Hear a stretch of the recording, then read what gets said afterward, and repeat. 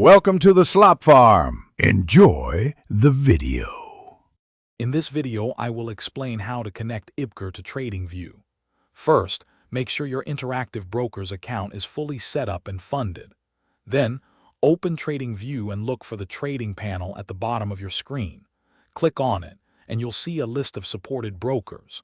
Find and select Interactive Brokers from this list to begin the connection process. This initial step is crucial for seamless integration.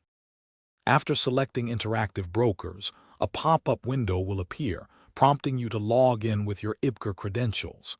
Enter your username and password carefully. Once logged in, you'll need to authorize TradingView to access your account data and execute trades.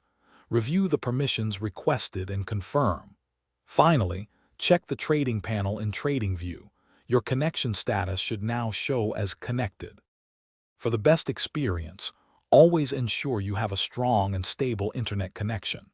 This is vital for receiving real-time market data and executing trades without delay.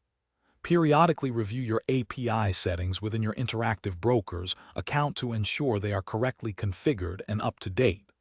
Also, be aware that there might be a slight latency, perhaps a few milliseconds, between when you place an order in TradingView and when it reaches IBKR.